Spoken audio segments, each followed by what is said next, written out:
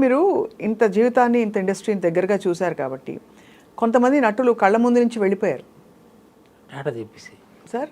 అంటే వెళ్ళిపోవడమా? అదే వెళ్ళిపోవడమే, అదే టాటా చెప్పేసేది. టాటా చెప్పేసి అప్పుడు మీరు బాగా చివుక్కుమందా, మీకు బాధపడ్డారా, తాత్వికంగా వదిలేశారా? శ్రీదేవి గారిది ఫర్ ఎగ్జాంపుల్, మీరు శ్రీదేవి గారితో కలిసి కూడా నటించారు కాబట్టి. శ్రీదేవి నా చెల్లెలు. శ్రీదేవి ఏమైందమ్మా, నేను యాక్ట్ చేసేటప్పుడు అబ్బో శ్రీదేవి కాదు, మామూలు శ్రీదేవి నా చెల్లెలు. శోభన్ బాబు గారు ఆవిడ తాతినేని రామారావు, ఇందాక రామారావు, తాతినేని రామారావు, దానికి తాతినేని రామారావు. నాకు శోభన్ బాబు గారు అంటే పెద్ద ఇదేం లేదు, మామూలు. ఇలాంటి బాబులు చాలామంది చూసాం అనిపిస్తుంది మనిషిగా. ఆయన టీచర్ అది వదిలేయండి, అది మిగిలిన వాళ్ళతో చూస్తే అబ్బా అనిపిస్తుంది. శోభన్ బాబు గారిని ఫర్ సమ్ రీజన్ అదేదో ఓకే ఓకే. మహా అందగాడు, చాలా మంచి మనిషి అంటారు. ఏమో కొంతమంది చూసుంటారు, నేను అంత దగ్గరగా చూడలేదు. ఇది నాకు చాలా మామూలు మనిషి అన్నది నా అభిప్రాయం. అందులో ఆయన రామారావు డైరెక్టరు, ఏదో కెమెరా పెట్టాడు, కెమెరామెన్ ఎవడో జ్ఞాపకం లేదు. రామారావు అది ఇక్కడ ఉంటే బాగుండేమో కెమెరా అనేదో మారుస్తున్నాడు. ఎందుకంటే maybe I look A bit more prominent than him అని అనుకుంటున్నాను. లేకపోతే కెమెరా పొజిషన్ మార్చమని చెప్పడం ఏంటి అన్నాడు, అక్కడే పెట్టాడు. చెప్తున్నా, శోభన్ ఈజ్ మామూలు, చాలా మామూలు మనిషి అమ్మ. ఆయన అంటే ఆయన ఫీట్ ఎలా ఉందంటే, 1,00,000 రూపాయలు ఎక్కడి నుంచి వచ్చారంటే అక్కడ ఏదో 10 గజాలు భూమి కొనేస్తాడు. అదే చాలా విన్నాం ఈ విషయం. చాలా అంటే చాలామందికి ఒకరు అది మార్గమే, గొప్ప మార్గమే అనుకుంటే మార్గదర్శనం. కానీ నాకేంటో సార్ అనిపిస్తుంది, జీవితం ఏం చెప్తాం జీవితం గురించి. ఇప్పుడు అంత భూములు కూడబెట్టి కూడా ఫైనల్లీ వెళ్ళిపోవాలి కదా, ఎక్కడి నుంచి వచ్చాం అక్కడికి వెళ్ళిపోవాలి. ఏం చేస్తాం వెనకేసుకునే అంత బుద్ధున్నాడు ఎవడో అంత డబ్బు వెనక్కి వేయడం. ఇప్పుడు ఈయన ఏంటంటే ఈ మార్గాన్ని ఎంచుకున్నాడు, సులువుగా డబ్బు వచ్చేస్తుంది. ఆయన 1,00,000 రూపాయలు కొన్నది కళ్ళు మూసుకొని వెళ్తే 10 లక్షలు వెళ్తే ఇప్పుడు ఏముంది, అది ఏమి సొమ్ము అది. అంటే you have a study of on the market, అంతే తప్ప అది పెద్ద గొప్ప విషయం ఏం కాదు. 10 రూపాయలు కొన్ని 100 రూపాయలు అమ్మడం గొప్ప ఏంటమ్మా, అంతే. అందరూ పెద్ద తెలివితే. కానీ ఆయన డబ్బుతో ఆయనకుండే అంటే ఒక జాగ్రత్త చాలా గొప్పగా చెప్పుకుంటారు. మురళీమోహన్ గారు చెప్పారు. It is fact also. Muralimohan real ఎస్టేట్లోకి రావడానికి కారణం ఆయన, శోభన్ బాబు గారు ఆయనే చెప్పారు. అవును, చాలా సందర్భాల్లో చాలా. బట్ ఆయన మామూలు మనిషి. ఈ మురళీ వాళ్ళు ఇట్స్ డిఫరెంట్. అలాగా అలా అంటే మీరు కొనసాగిస్తున్నప్పుడు ఈ ప్రపంచం చూసినప్పుడు మీకు ఆలోచనలు వచ్చాయా, మనం కూడా పొదుపు చేయాలి, ఆదా చేయాలని? లేదు, పొదుపు చేయాలి అంటే సంపాదన అంత ఉంటే పొదుపు చేయాలి, అంత కరెక్టే అంత ఉండదు, కరెక్టే. అవి వచ్చేది సరిగ్గా ఇంకోటి, నా పెళ్ళము 60 తులాల బంగారంతో వచ్చిందమ్మా మద్రాసు నాతో. తిరిగి after some years I decided to go back. మనకి ఇండస్ట్రీ పనికి రాదులే, పని వేస్ట్ అనిపించి వెనక్కి. ప్లస్ మా మామయ్య గారు ఎందుకు అక్కడ జీవితం అలా పాడు చేసుకుంటారు అన్నట్టు ఆ ఛాయలు వచ్చాయి. So I went back. అప్పటికి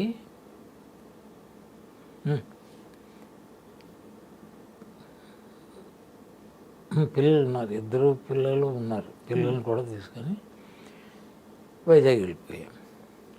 తిరిగి నల్లపూసలతో వచ్చింది నాతో. ఈ 60 తులాల బంగారం ఏమైందంటే, బంగారం కొనుక్కున్నది ఎందుకు ఊరికి వేసుకొని తిరగడానికి కాదు, అవసరానికి పనికి వస్తుంది. ఎక్కడో కుదువ పెట్టడం, మార్టిగేజ్ తాకట్టు పెట్టడం, ఈ రకంగా పెట్టిన బుద్ధుని వదిలితే మళ్ళీ విడిపించుకోవాలి కదా. పోతే విడిపించుకునేటంత ఎక్సెస్ డబ్బు రాలేదేమో, ఏదో కారణం మొత్తానికి ఆల్ దట్ 60 dollars గాన్. బాధపడ్డారా మీరు? అంటే ఏదో ఉంటుంది, ఎగిరి ఎంత సంతోషించాల్సిన విషయం కాదు. కానీ అవునులే, ఎవరికో ఇంటి కోసమే కదా అనుకోవడం ఒక విధానం. అయ్యో తను తెచ్చుకున్న బంగారం వెళ్ళిపోలేదే అని ఒక బాధ. గొప్ప ఏంటంటే నా పెళ్ళం గొప్ప, అది నాతో ఎంత దెబ్బలాడొచ్చు కదా. వదిలేసి వెళ్ళిపోతారని బెదిరించినా తప్పు లేదు. అలాంటిది ఇవన్నీ భరించిందమ్మ. అయ్యో భార్య సహకారం లేకపోతే ఒక్కటమమ్మ సినిమా ఇండస్ట్రీలో మాత్రం బతకలేడు. ఎందుకంటే టైమింగ్స్ పిచ్చి పిచ్చిగా ఉంటాయి, అన్ని రోజుల తరబడి వెళ్ళిపోతారు, చుట్టూ అమ్మాయిలు, మంచి అందమైన స్త్రీలు, అన్నీ కదా. మిమ్మల్ని ఎప్పుడైనా పొసెసివ్గా ఫీల్ అయ్యారా మేడం? ఏదో ఉండే ఉంటుంది. ఆ రోజుల్లో అంటే మీ ఇంకోటి ఏంటంటే నాకు ఈ స్త్రీ చెప్పడం లేదు, తక్కువ ఉంటుంది. లేకపోవడం ఏంటి, నేనే ఎవడో శ్రీరామచంద్రుడిని ఏం కాదు, ఏకపత్ని కాదేం కాదు, కానీ అది పెద్ద బాధ పెట్టే అంత లేదు. నన్ను భరించింది అంతకాలం. ఇన్ని తులాలు బంగారం పోయినా మళ్ళీ తిరిగి నల్లపూసలతో వస్తున్నా కూడా ఏంటి అని అడగల. I'm blessed with that. చాలా గొప్ప విషయం సార్. గొప్ప విషయం, నో డౌట్. చూస్తున్నాం కదా, చిన్న తేడా వస్తే ఓ కుక్కలా కాట్లాడేసుకుంటుంటారు మూడు పేళ్ళలో. ఐ హ్యావ్ సీన్, చూశాను.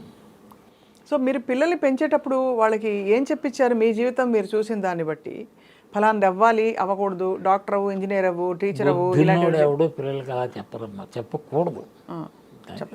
లేవు వాళ్ళని ఏదో పుట్టించాలి అని పుట్టించావా, కష్టపడేది ఏం లేదు, ఎందుకో పుట్టించారు. నీకేంటి తిండి పెట్టు, గొడ్డెవ్వు, అది మిగిలింది వాళ్ళ బతుకు. You can't dictate their life. But as a parent sir మీకు ఉంటుంది కదా కన్సర్న్, నేను చేసిన మంచి పనులు వాళ్ళు చేయాలి, నేను చేసిన తప్పులు వాళ్ళు చేయకూడదు. అబ్బాయి నేను అంత సీన్ ఆలోచించలేదు. వాళ్ళని బడికి పంపించడమే అంతే, అది జీవితం కట్టడం. ఇద్దరు సినిమా ఇండస్ట్రీ వైపు మొగ్గు చూపించలేదా?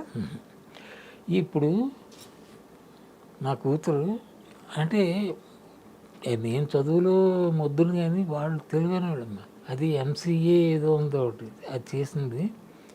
అందులో ఏవో క్లాసులు ఉండదు, first class, second class, third class, అది అయితే మొత్తానికి బాగా పాస్ అయింది. పాస్ అయ్యి ఏం చేసింది, తనకి పెళ్లి సంబంధాలు ఉన్నాం కదా, ఎక్కడో ఎవడికో చెప్పాం ఇలాగా ఆమె ఏంటంటే ఒక ఇద్దరు వచ్చారు, అన్న తమ్ముళ్ళు. అన్నగారు పిల్లని చూడడానికి వచ్చాడు, చూశాడు, అనుకున్నాం. 3 నెలలు పెళ్ళి అయిపోయింది, అయిపోయింది. ఓకే, కట్నం ఎంతో ఏవో 1 లక్షలే. నా దగ్గర పైసా లేదు, నా చుట్టూ ఉన్న వాళ్ళందరూ కోటీశ్వరులు లేదమ్మా.